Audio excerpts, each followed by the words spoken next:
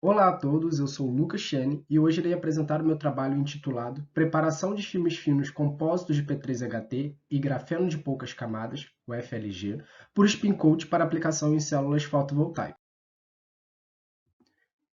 Primeiramente, sabe-se que a população mundial tende a crescer numa progressão geométrica a cada ano e deve alcançar cerca de 9,7 bilhões de pessoas até 2050.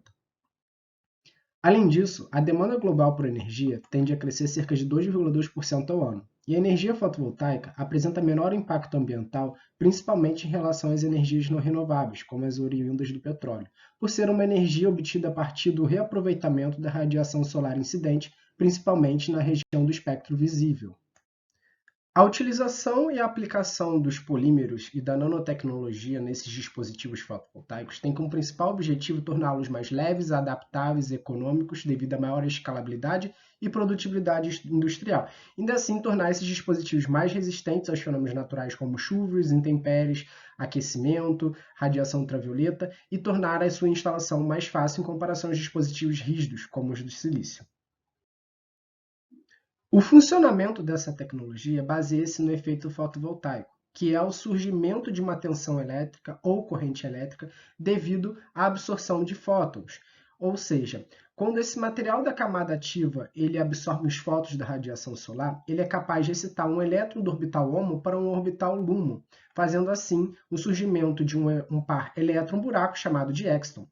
A deposição subsequente das camadas favorece a deslocalização desses elétrons e a migração desses elétrons para as camadas adjacentes, e da mesma maneira a migração dos buracos, e assim gerar uma corrente elétrica. Então, a deposição subsequente das camadas é responsável por também facilitar a extração desses elétrons e desses buracos e favorecer a geração da fotocorrente, como demonstrado aqui, em que os elétrons tendem a ir para orbitais LUMOS de menor energia, gerando essa corrente em cascata, e os buracos tendem a subir para os orbitais HOMOS de maior energia ou de menor potencial de ionização, favorecendo também a geração de uma fotocorrente. Já o grafeno é um material que geralmente é obtido a partir do grafite, que é essa estrutura tridimensional, por métodos de esfoliação química ou física, até obter monocamadas, que é o próprio grafeno.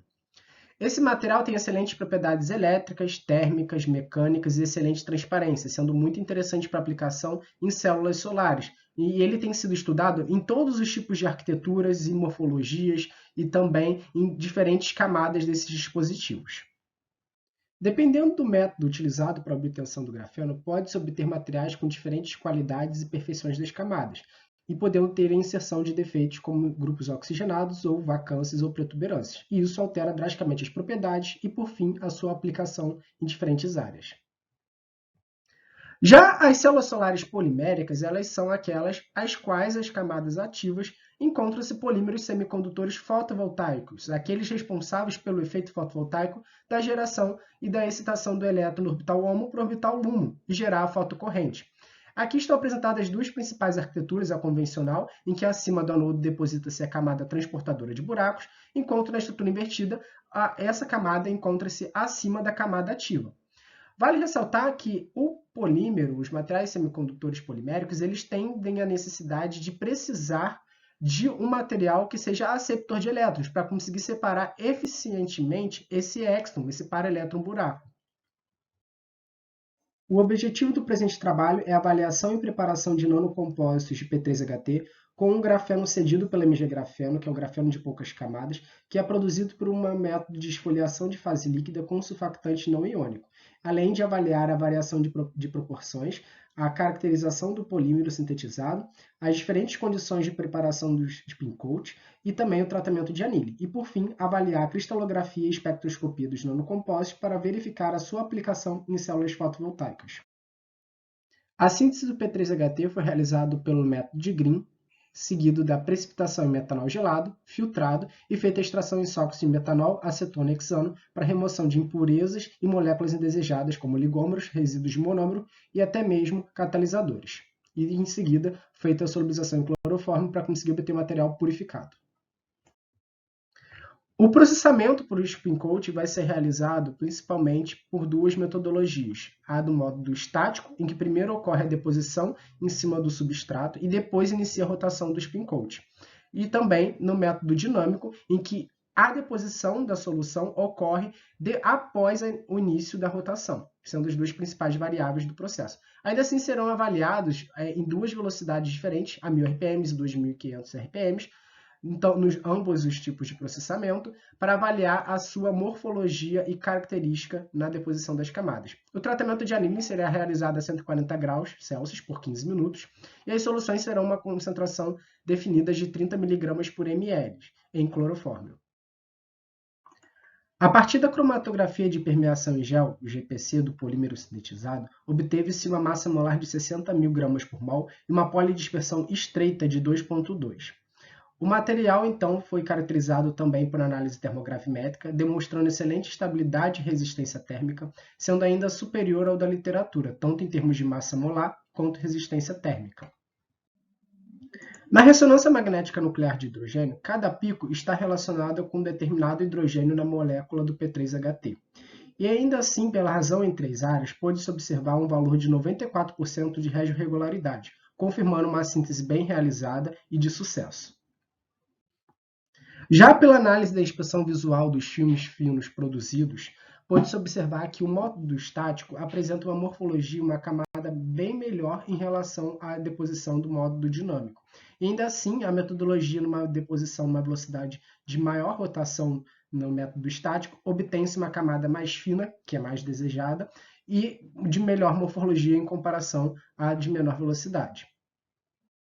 Já em expansão visual dos nanocompósitos produzidos em filmes finos, pode-se observar que a inserção de maiores teores de grafeno tende a piorar a qualidade e a homogeneidade dessas morfologias dessas camadas, sendo que o grafeno puro apresenta uma camada não homogênea e não contínua.